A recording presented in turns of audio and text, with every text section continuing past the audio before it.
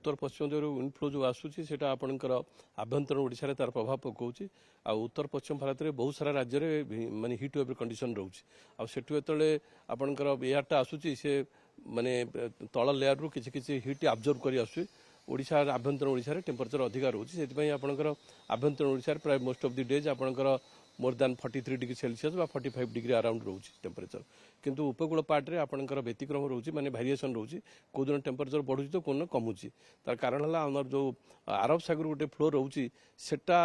जो फ्लो रोचे सेटा पश्चिम घाट पर्वतमाला क्रॉस कला परे सार एत जलीय बाष्प रोनी किंतु से विंड पैटर्न टा फेवर कर थोड़ा बहुत जलीय बाष्प अच्छी दक्षिण पश्चिम दिगरू विंड फ्लो रोचे दक्षिण पश्चिम दिगरे थोड़ा बहुत जलीय बाष्प रोचे जहाँफल कि उपकूल पार्ट रे ह्यूमिडिटी परसेंटेज 70% बा अधिक रोचे राति जदिव 90% बा एभव रोचे किंतु डे टाइम रे भी 70% रु अधिक रोचे किंतु जो अधिक ह्यूमिडिटी रहता है टेम्परेचर बढ़ुनी किंतु को दिन मानक आपंकर वायुमंडल तल अपेक्षा ऊपर लेयर टेम्परेचर अधिका टी रोचे 1 और 2 डिग्री सी फेवर कर टेम्परेचर बढ़ाई जमी परदिन थी आज भी से प्रकार सिचुएसन अच्छी आज भुवनेश्वर भी टेम्परेचर 40 डिग्री पाखापाखि जापे 40 डिग्री प्लस हो पारे किंतु ह्यूमिडिटी भी खरा बेल को जोटा नून समय को भी कमी जापे 50 ରୁ 60% अच्छी जदिव बर्तमान 75% रोचे कि नून आवर्स को 50% बा 60% रहा फेवरेबल हो पारे आफ्टरनून रे काल बैशाखी जनित वर्षा करेंगे किंतु उपकूल पार्ट रे स्पष्ट भाव कही होनी कहीं सफिसीयंट जलीय बाष्प ना कारण गोटा जगह जब वेदरटा हो जाऊँगी वर्षा हो जाऊँगी ता प्रभाव में जो थंडरस्टॉर्म मुवमेंट करुँची से जलीय बाष्प रोनी किंतु केवल पवन होची बा घड़घड़ी बिजुली होकर जाऊँगी सेमती जदि फेवरेबल कंडीशन रहा जदि क्यों मयूरभंज पाखापाखि फर्म है आलंग दि कोस्ट मुवमेंट रहा आपंकर बालेश्वर दिग्री आसला तेबे भुवनेश्वर भुवनेश्वर भी वर्षा हो पारे काल बैशाखी वर्षा हो पारे उपकूल जहाँ देखा मिलूँ जदिव ताती 38 39 बा 40 भितर ही रोचे किंतु अत्यधिक गुलगुली अनुभव कर लोक बहुत अस्तव्यस्त करुचे नहीं जो जो आपंकर ह्यूमिडिटी रोचे से अनुपात जब टेम्परेचर रहा से ह्यूमिडिटी बाष्पीकरण होता साधारणतः बाष्पीकरण हेल्ले ठंडा हुए किंतु टेम्परेचर से अनुसार बढ़ी पारुनी न बढ़ी पारा पर आप से ह्यूमिडिटी जी वायुमंडल ग्रहण करने कथा आम शरीर अधिका हो जाऊँगी अधिका है आमको से अनकम्फर्ट कारण ह्यूमिडिटी जोटा रोचे जलीय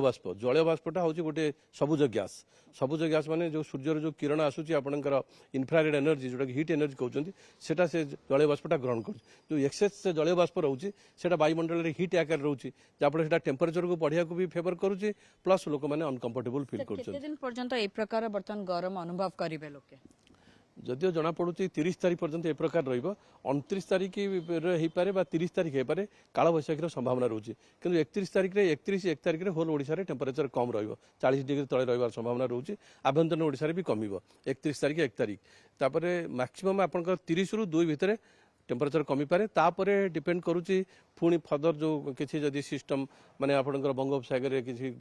सिस्टम जनरेट कला कारण इन जनरल मनसून अनसेट पूर्व किसी सिस्टम आसी थाए जदि से प्रकार रहा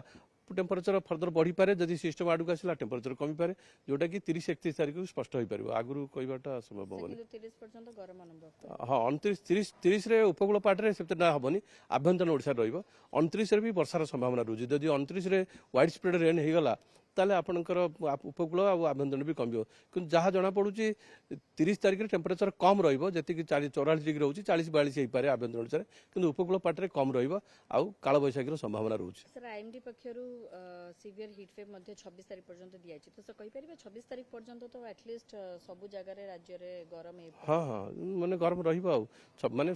सीवियर हिट वेव हाँ हो पारे कारण 47 डिग्री सेल्सियस हेले सीवियर हिट वेव कहउछन्ती हमर 45 डिग्री पर्यंत जाउची 45 डिग्री जदि रोचे टेम्परेचर तार नॉर्मल वैल्यू देखा जाए ना इरेस्पेक्टिव नॉर्मल से हिट वेव कह जाए 26 तारीख पर्यंत 26 नहीं 29 पर्यंत रोचे हिट वेव कंडीशन